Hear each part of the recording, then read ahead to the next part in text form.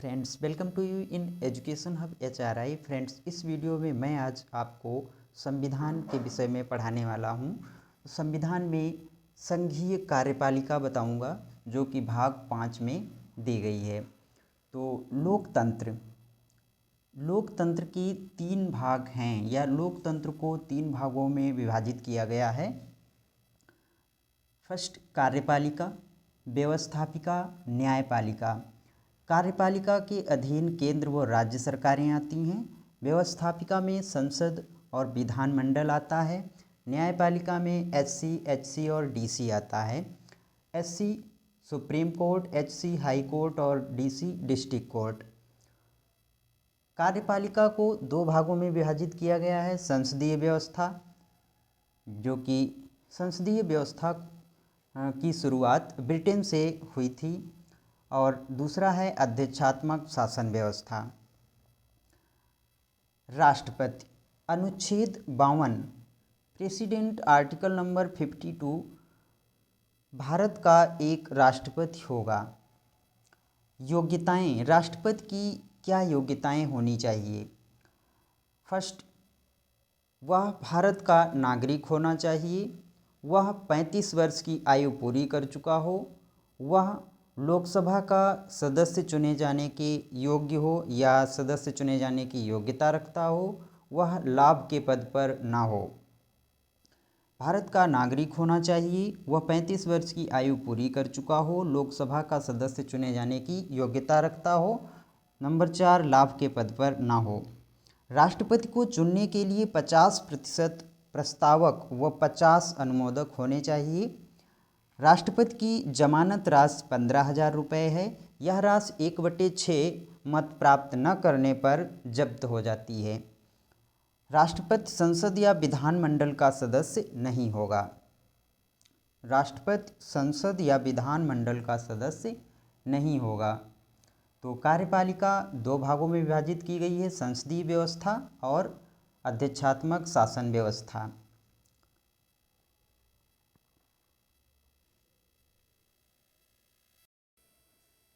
राष्ट्रपति, अनुच्छेद 52। तो अनुच्छेद 52 में यह बताया गया है कि भारत का एक राष्ट्रपति होगा। अनुच्छेद 57, कोई व्यक्ति कितनी भी बार राष्ट्रपति चुना जा सकता है। अनुच्छेद 57 में यह वर्णित है कि कोई भी व्यक्ति कितनी बार भी राष्ट्रपति चुना जा सकता है। नोट, डॉक्टर राजेंद्र प्रसाद एकमात्र ऐसे व्यक्ति हैं जो 2 बार अपने पद पर रहे हैं, राष्ट्रपति के पद पर रहे हैं। अनुच्छेद 54 यानी आर्टिकल 54, राष्ट्रपति का निर्वाचन ऐसे निर्वाचक गण के सदस्य करेंगे। राष्ट्रपति का निर्वाचन ऐसे निर्वाचक गण के सदस्य करेंगे जो या जिसमें फर्स्ट है, संसद के दोनों सदनों के निर्वाचित सदस्य होंगे। यानी फर्स्ट है, संसद के दोनों सदनों के निर्वाचित सदस्य होंगे। और सेकंड है, राज्यों की विधानसभाओं के निर्वाचित सदस्य होंगे। नोट, इस अनुच्छेद के अंतर्गत दिल्ली और पांडिचेरी संघ राज्य क्षेत्र हैं। यानी इस अनुच्छेद के अंतर्गत दिल्ली और पांडिचेरी के जो निर्वाचित सदस्य होंगे वह भी इसमें भाग ले सकेंगे। अनुच्छेद 55 यानी अनुच्छेद 55, राष्ट्रपति के निर्वाचन की रीति।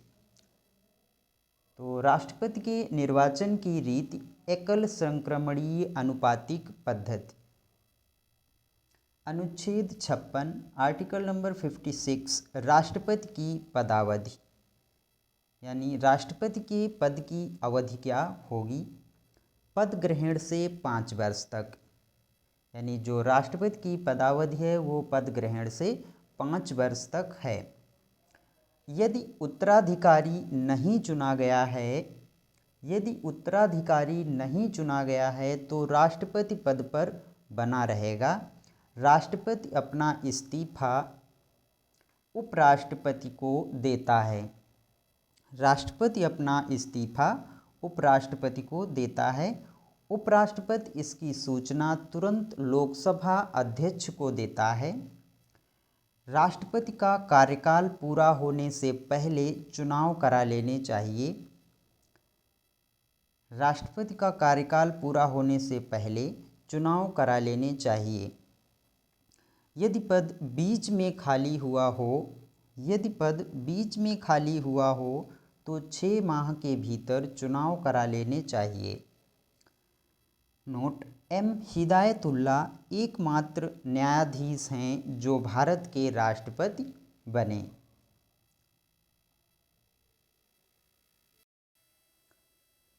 पद रिक्त होने के कारण, यानी जो राष्ट्रपति का पद है उसके रिक्त होने के कौन कौन से कारण होंगे। राष्ट्रपति की मृत्यु होने पर, सेकंड अपने पद से इस्तीफा देने पर, थर्ड महाभियोग द्वारा हटाए जाने पर। अनुच्छेद 61 में महाभियोग दिया गया है, तो महाभियोग द्वारा हटाए जाने पर। अनुच्छेद 60 राष्ट्रपति की शपथ। अनुच्छेद 60 राष्ट्रपति की शपथ। भारत के मुख्य न्यायाधीश राष्ट्रपति को शपथ दिलाते हैं। राष्ट्रपति को शपथ दिलाते हैं। सीजे यानी मुख्य न्यायाधीश की, सीजे चीफ जस्टिस यानी मुख्य न्यायाधीश की अनुपस्थिति में एचसी हाई कोर्ट के ज्येष्ठतम न्यायाधीश शपथ दिलाएंगे। अनुच्छेद 61 राष्ट्रपति पर महाभियोग चलाने की प्रक्रिया। फर्स्ट, राष्ट्रपति पर महाभियोग चलाने की प्रक्रिया। पहला, जब संविधान के अतिक्रमण के लिए राष्ट्रपति पर महाभियोग चलाना हो तब संसद का कोई सदन आरोप लगाएगा। दूसरा, ऐसा कोई आरोप तब तक नहीं लगाया जाएगा जब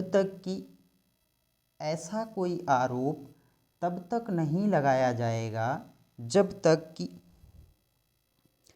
ऐसा आरोप लगाने की प्रस्तावना किसी ऐसे संकल्प में अंतर्विष्ट नहीं है जो कम से कम 14 दिन की ऐसी लिखित सूचना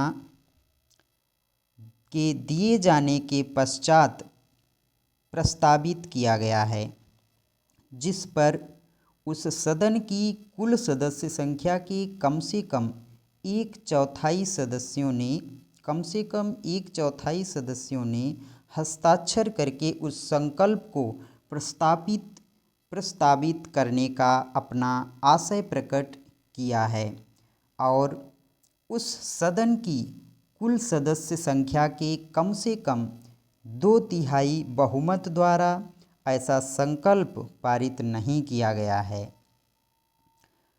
थर्ड नंबर, जब आरोप संसद के किसी सदन द्वारा इस प्रकार लगाया गया है तब दूसरा सदन उस आरोप का अन्वेषण करेगा, यानी जांच करेगा या उसके बारे में पता करेगा या कराएगा और ऐसे अन्वेषण में उपस्थित होने का तथा अपना प्रतिनिधित्व कराने का राष्ट्रपति को अधिकार होगा।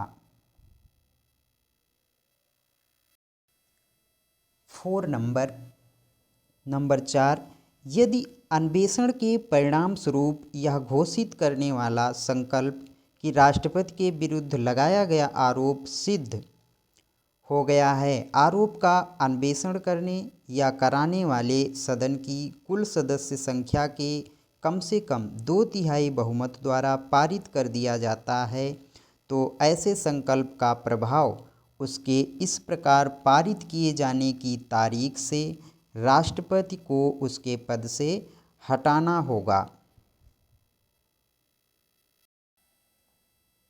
चुनाव संबंधी विवाद।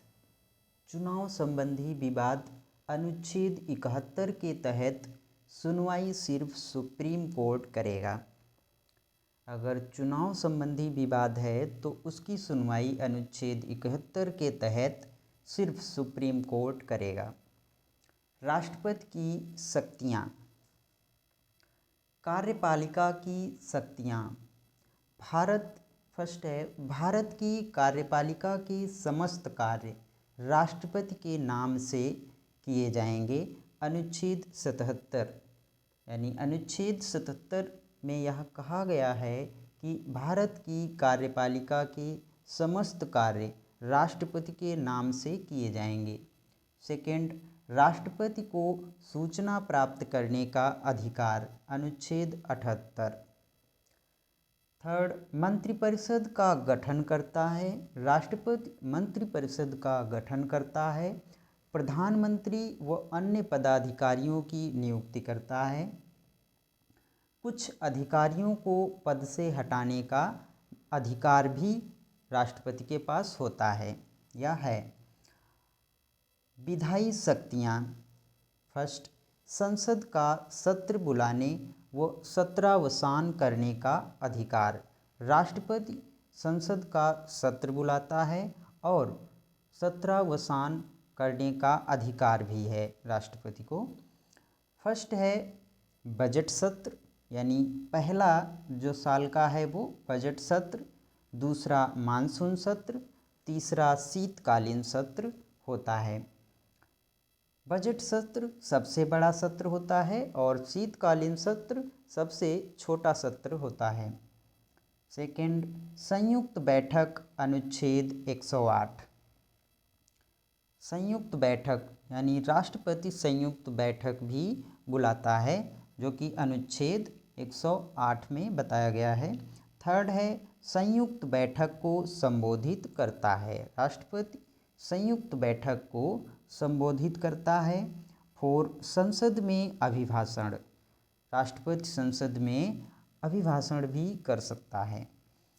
फिफ्थ, सदस्यों को मनोनीत करना, यानी राष्ट्रपति सदस्यों को मनोनीत कर सकता है। वर्तमान में